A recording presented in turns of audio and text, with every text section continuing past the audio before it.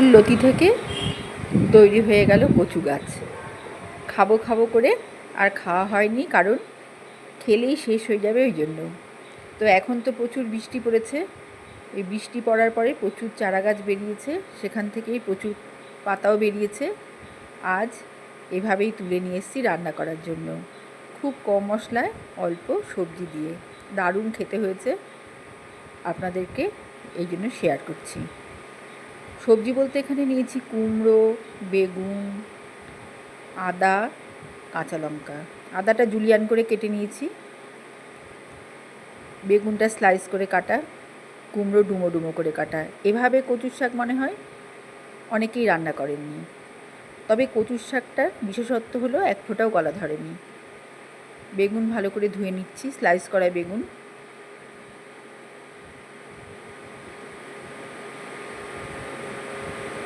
খুব ফ্রেশ সবজি, আজকেরই কেনা, কাজেই টাটকা সবজি দিয়ে এই কচু শাকটা খেতে খুব ভালো লাগে।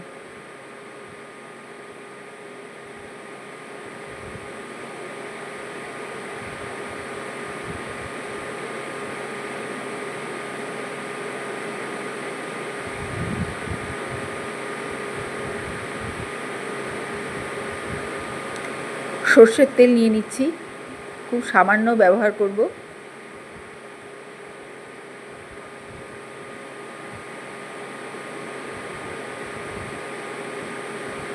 যারা শুধুমাত্র সবজির স্বাদ পেতে চান, মশলার স্বাদকে কমিয়ে, তারা এই ধরনের রান্নাগুলো আমার চ্যানেল দেখতে পারেন। আমি নিজে মশলা খুব কম খাই, কাজেই আমি খুব কম মশলায় রান্না করতেই পছন্দ করি, শুধু সবজির স্বাদটাকে বজায় রেখে। কচু পাতাগুলো আমি হালকা সাঁতলে নিচ্ছি তেলে।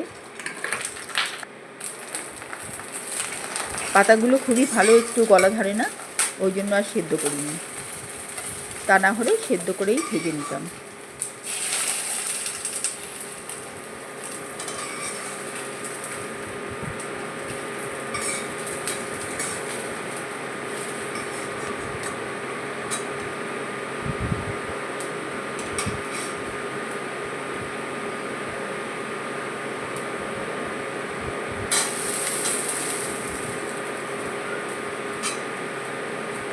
কাঁচা লঙ্কা সাঁতলে কচু পাতার মধ্যে দিয়ে দিলাম, ভাজা কচু পাতায় একসাথে বেটে নেব বলে। বাটা হয়ে গেল। আলাদা জায়গায় একটু তেল নিয়ে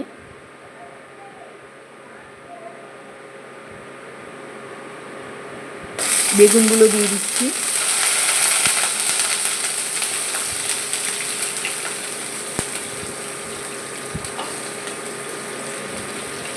কুমড়োটাও দিয়ে দিলাম।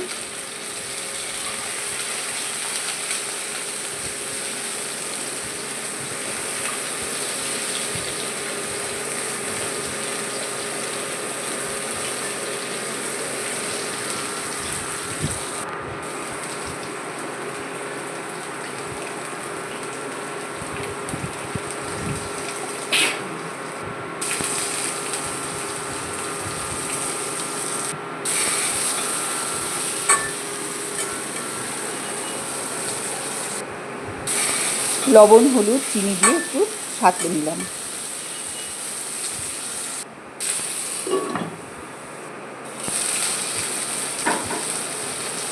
বেশ লাল হয়ে এসছে, ছড়িয়ে রাখবো এক সাইডে।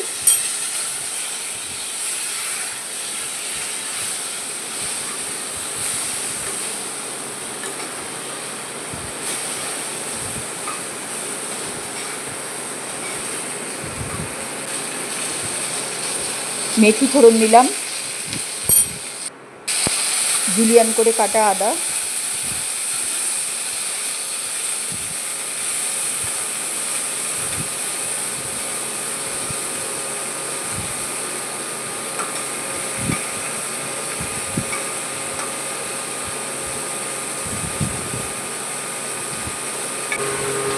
ঘি,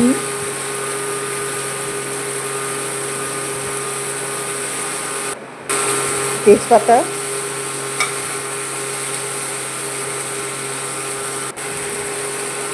জিরের গুঁড়ো, হলুদ গুঁড়ো,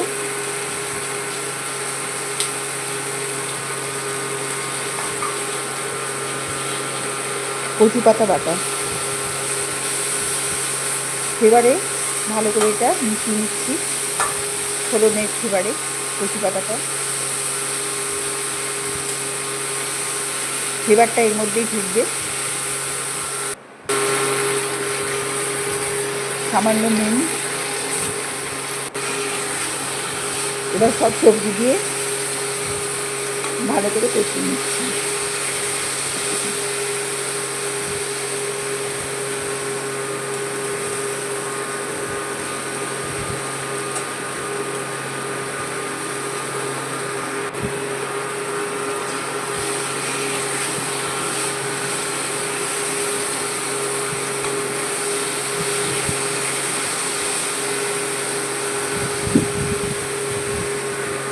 দেখতে যেমন লোভনীয়, খেতেও তেমন টেস্টি।